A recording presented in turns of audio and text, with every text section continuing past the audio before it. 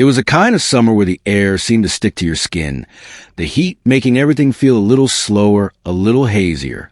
I was 22, home from college, and the days stretched out endlessly in our small town. My best friend, Jason Miller, had been my shadow since grade school.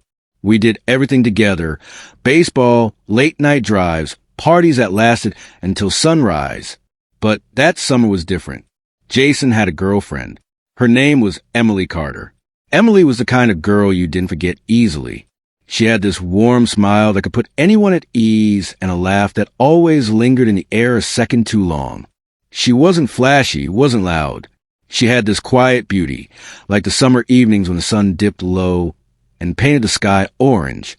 Jason adored her, and honestly, I thought they made the perfect couple. At first, I kept my distance. She was his girlfriend, and that was the end of it. But that summer, with Jason working double shifts at the auto shop to save money, Emily and I ended up spending more time together than I ever expected. It started innocently. She called me to see if I wanted to grab a coffee, or we'd run into each other at the park and sit on the swings talking about nothing. One day, Jason asked me to give her a ride home from her summer job because his shift ran late. I agreed, no big deal. But when Emily slid into the passenger seat, rolled down the window, and let the warm evening air rush in, I felt something stir that I didn't want to acknowledge. "Thanks for this," she said softly, brushing her hair back as the wind tangled it. "Jason's been working himself to the bone." "He always does," I replied. "That's just him. Always has to push harder than anyone else." She nodded, looking out the window. "I worry about him. Sometimes I feel like he's carrying the whole world on his shoulders." I didn't say anything, just glanced at her profile lit by the fading sunlight. That moment stayed with me longer than I wanted it to. The days blurred into weeks. Jason kept working, and Emily kept calling. We'd meet at the lake, skipping stones across the water until our arms grew tired. We'd grab late-night ice cream and sit in my car, talking until the neon lights of the shop flickered off. Every time I told myself it was just friendship, just filling the empty hours until Jason was free. But deep down, I knew it was more. One evening, the three of us were at a bonfire party. Music played low from someone's speaker, and the smell of smoke and toasted marshmallows filled the air. Jason disappeared to talk to a few guys, leaving Emily and me sitting on a log near the fire. She leaned closer, her arm brushing mine. "You ever feel like summer is just fleeting?" she asked suddenly. "Like no matter how hard you try to hold on to it, it slips away?" I swallowed, watching the flames dance. "Yeah, I think that's what makes it beautiful. Though, it doesn't last." Her eyes met mine then, and there was something unspoken between us, something I didn't dare reach for. The breaking point came one hot July afternoon. Emily and I were at the lake again. Jason caught up at work. We'd gone swimming, laughing as we splashed each other, and then collapsed onto the grass to dry off. The sun was warm, cicadas buzzing in the trees.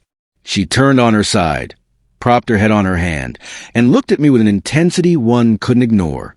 "You ever wish things were different?" she asked softly. My heart pounded. "Different how?" She hesitated, then shook her head. "Forget it. I shouldn't have said that."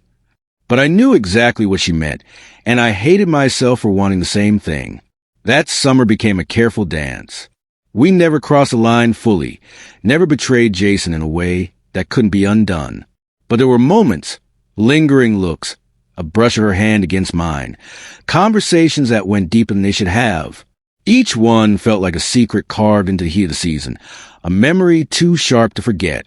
I told myself I couldn't fall for her. She belonged to my best friend. But the heart doesn't listen to rules.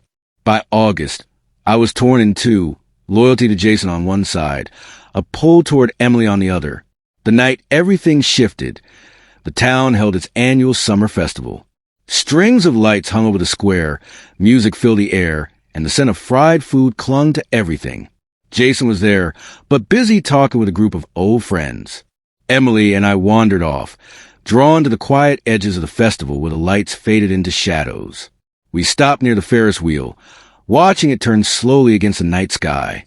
Emily stood close, so close I could hear her breath. "This summer's almost over," she whispered. "I know," I said. She looked at me then, her eyes searching mine. I don't know what happens after this, but I don't want to forget it. Before I could reply, Jason's voice called out behind us, cheerful and unaware. Emily stepped back, her smile slipping into place as though nothing had happened. I felt my chest tighten. That was the moment I knew whatever we had was destined to end with the season. And it did. When fall came, Jason left for school in another state, and Emily followed him a few weeks later. She hugged me goodbye at the station, holding on just a second longer than necessary. No words were exchanged, no promises made, just a silent acknowledgement of something that could never be. Now, years later, when the air grows heavy with heat and the cicadas start their song, I think back to that summer, to the stolen afternoons by the lake, the conversations under starlit skies, the almost but never moments that still echo in my memory. It wasn't love, not really. Or maybe it was, in the fleeting, fragile way only a summer can hold. A summer affair with my best friend's girlfriend. An affair of hearts, of silences, of everything unsaid. And just like the season, it slipped away, leaving behind the bittersweet ache of something beautiful and impossible.